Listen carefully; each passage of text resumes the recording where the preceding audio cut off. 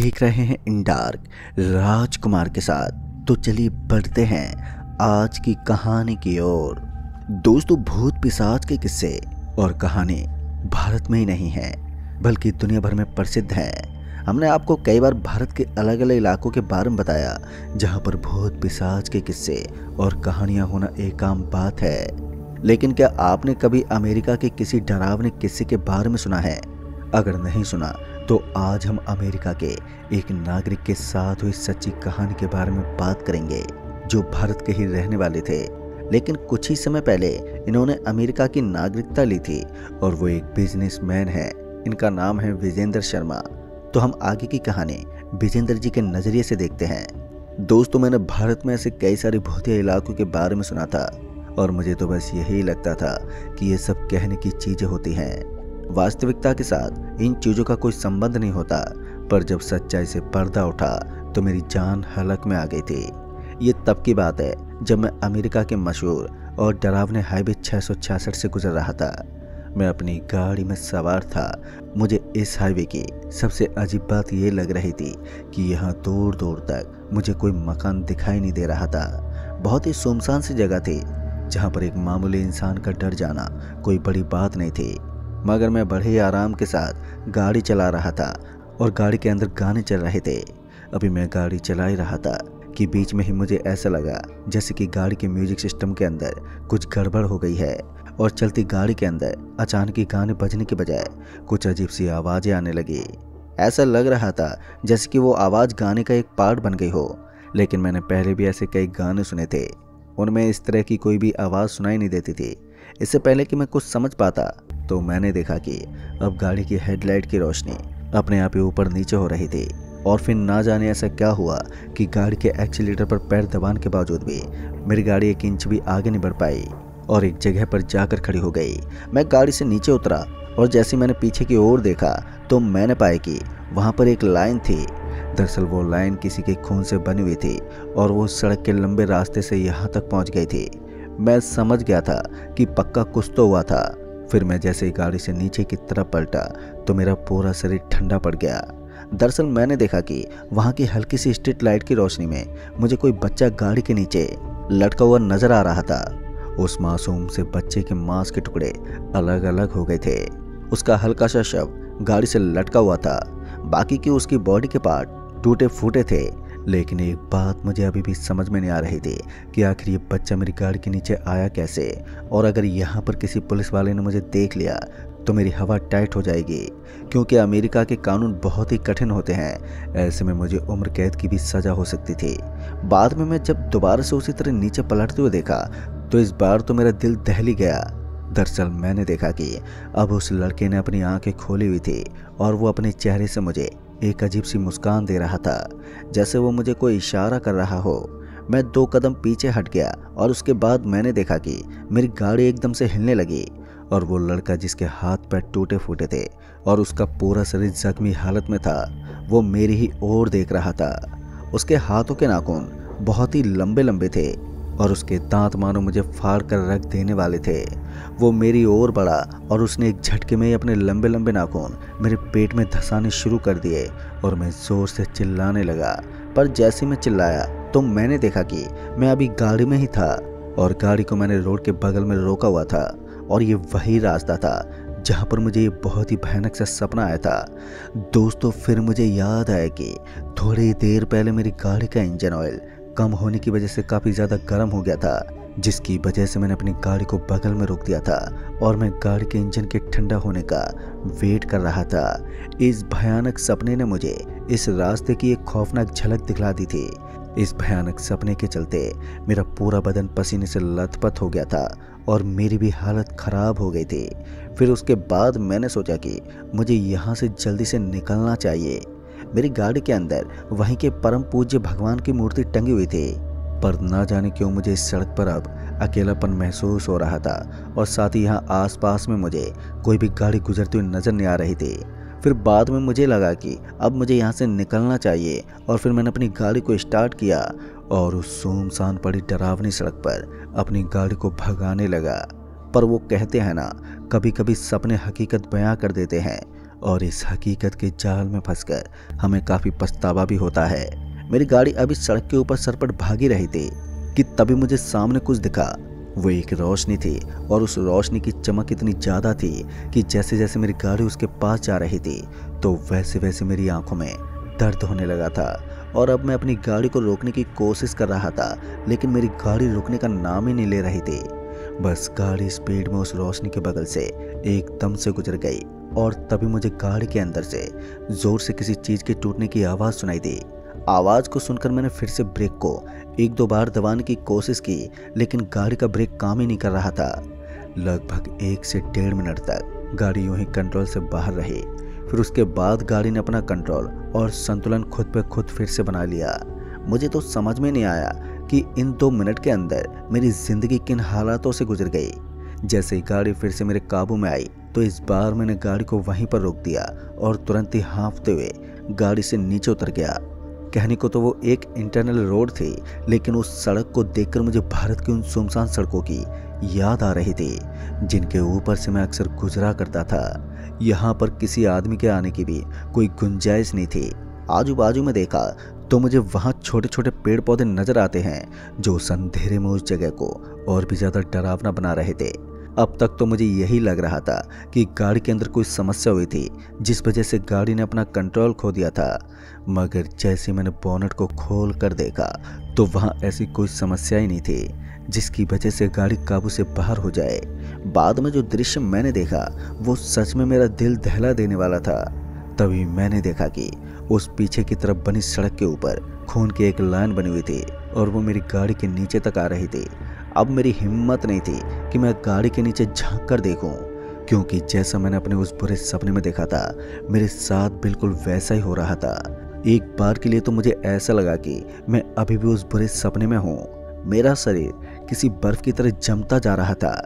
तभी किसी ने मुझे पीछे से पकड़ा और मेरे को उछालते हुए जोर से नीचे गिरा दिया। जैसे ही मैंने पीछे देखा तो मैंने पाया कि वो एक छोटा सा बच्चा था जिसके हाथ में शायद कोई लॉलीपॉप थी।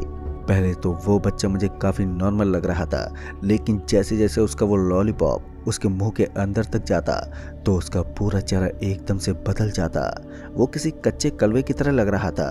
उसकी आंखें काले गड्ढे की तरह हो गई थी जिनके अंदर से सफ़ेद रंग का धुआं निकल रहा था और उसका जबड़ा किसी जानवर की तरह लटका हुआ था।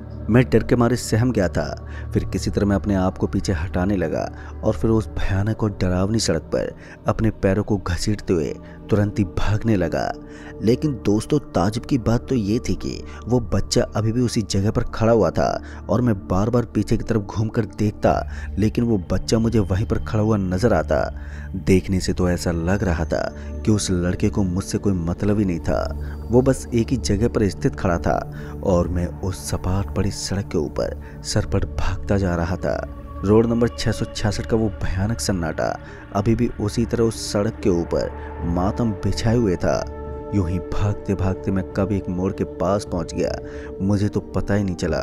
फिर जैसे मैं उस मोड़ के पास पहुंचा तो मैंने देखा कि वहां पर एक बड़ी सी मूर्ति लगी हुई थी और उस मूर्ति का आकार किसी ओम के टाइप में था, पर वो पूरी तरह से ओम भी नहीं था। दिखने में वो बहुत हल्का किसी ओम की तरह ही लगता था। वहां से मुझे अजीब सी ध्वनि आ रही थी और ऐसा लग रहा था जैसे कि कोई बड़ी सीटी बज रही थी। मैं एक बार के लिए वहीं इधर उधर देखने लगा और तभी मुझे वहां किसी के कब्र नजर आने लगी। अमेरिका में इस तरह के दृश्य बहुत ही कम देखने को मिलते थे। जैसे मैंने वहां की अजीब सा सन्नाटा और डरावनी जगह देखी तो मेरा दिल बुरी तरह से बैठ गया। खैर, मैं मन ही मन में भगवान को याद करता, लेकिन मैं इस बात को अच्छी तरह से जानता था कि मैं किसी बड़े खतरे में फंसा हूँ और यहाँ से बचना इतना आसान नहीं था।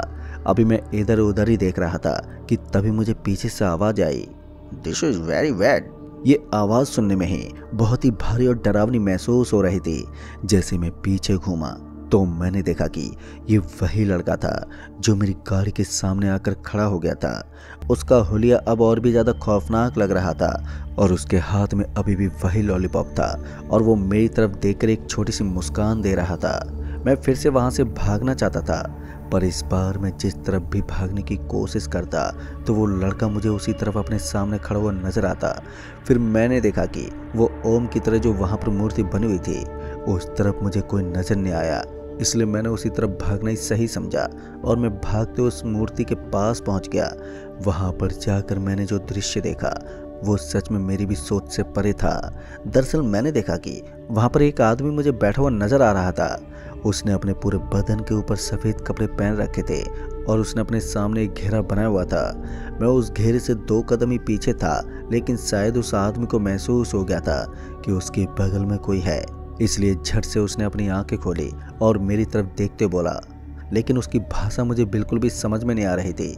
फिर उसने अपने हाथ से इशारा किया और मुझे अपने पीछे आने को कहा। ये इशारा पाते ही मैं उस आदमी के पीछे जाकर खड़ा हो गया तो मैंने देखा कि उस घेरे के अंदर की मिट्टी अब ऊपर उठने लगी थी और तभी वो अपने मुंह में लॉलीपॉप लिए वो लड़का वहां पर मौजूद हो गया। उस लड़के को देखकर मेरी हालत तो फिर से पतली पड़ गई।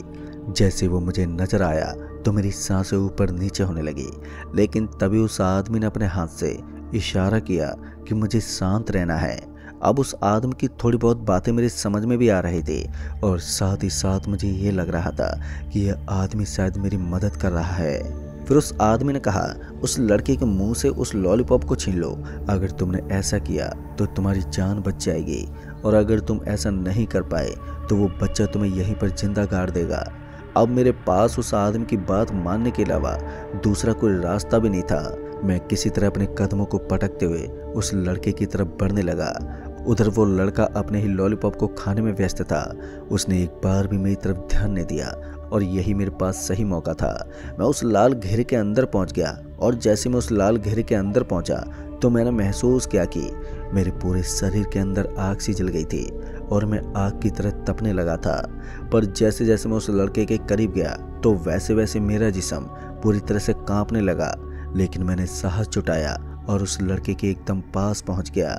फिर करीब से देखने पर उस लड़के का हुलिया मुझे और भी ज़्यादा डरावना लग रहा था, मगर मैंने थोड़ी हिम्मत दिखाई और तुरंत ही उस लड़के के उस लॉलीपॉप के ऊपर अपना हाथ बढ़ा दिया। मुझे नहीं पता था कि इसका अंजाम मुझे इतना भयानक तरह से भुगतना होगा। दोस्तों, जैसे ही मैंने उसे हाथ लगाया तो उसने सिर्फ एक ही झटके में मुझे उठाकर नीचे पटक दिया। ये सिर्फ 2 या 3 सेकंड के अंदर हुआ, जिसे समझ पाना हर किसी के लिए नाकाम था। पीछे की तरफ बैठे उस आदमी ने इशारा किया, लेकिन अब तो मुझे ऐसा लगने लगा था कि वो आदमी मुझे बचाने के बजाय मुझे मरवाना चाहता है। इसलिए मैंने उस आदमी की तरफ देखा और उस आदमी ने मुझे फिर से यही करने के लिए कहा।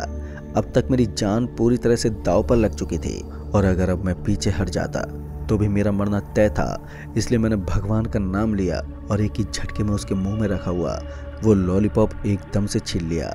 जैसे मैंने उसे पकड़ा तो वो बच्चा बहुत ही जोर से चिल्लाने लगा और उसके चिल्लाने की आवाज़ इतनी तेज थी कि मेरे कानों में बम की तरह उसकी आवाज़ फट रही थी। पर अच्छी बात तो ये थी कि मैंने उसके मुंह के अंदर से उस लॉलीपॉप को बाहर निकाल लिया और उस आदमी की तरफ फेंक दिया जिसने हमारे चारों तरफ लाल सा घेरा बनाया हुआ था। फिर जैसे मैंने ये सारा कारनामा किया तो उस लड़के ने विलाप करना शुरू कर दिया। उसके रोने की आवाज़ वहाँ चारों तरफ घूमने लगी। उसके बाद पता नहीं कैसे लेकिन वहाँ पर धूल उड़ने लगी और धूल के एक बादल ने हमें पूरी तरह से अपने अंदर झोंक दिया। मुझे अपने आसपास की कोई भी चीज़ नज़र नहीं आ रही थी। मेरी आंखों में काफ़ी मिट्टी भी गिर गई थी, जिसके चलते मैं अपनी आंखों को मसलता जा रहा था। फिर जैसे ही वहाँ का माहौल धीरे धीरे नॉर्मल होने लगा तो उसके साथ ही मेरी नज़र आजू बाजू में पड़ी तो मैंने देखा कि वहाँ सुनसान पड़ी सड़क के अलावा मुझे ना ही तो वो आदमी नजर आ रहा था और ना ही दूर दूर तक मुझे वो भूतिया कच्चे कलवे की तरह दिखने वाला बच्चा कहीं नजर आ रहा था। दोस्तों, मेरी सांस में सांस आई और उसके बाद मैं जल्दी से भागा और अपनी गाड़ी के पास पहुंचा। पर ताजुब की बात तो ये थी कि जहां थोड़ी देर पहले मेरी तमाम कोशिशों के बाद भी गाड़ी स्टार्ट नहीं हुई थी, तो इस बार गाड़ी एक ही झटके में स्टार्ट हो गई और उसके बाद मैं अपनी गाड़ी को लेकर निकला और फिर तब तक नहीं रुका जब तक कि मैं अपने घर नहीं पहुंच गया। घर आने के बाद मैंने इस घटना के बारे में अपनी पत्नी और घर वालों को बताया। तब जाकर उन्होंने बताया कि रोड नंबर 666 एक भूतिया सड़क है जिसके ऊपर से रात में कोई भी साधन नहीं गुजरता। कहते हैं कि सालों पहले वहाँ एक छोटे मासूम बच्चे की मौत हो गई थी, जिसके बाद से उसकी आत्मा वहीं पर भटकती है। तो दोस्तों, इस कहानी में बस इतना ही। तब तक के लिए बाय एंड टेक केयर।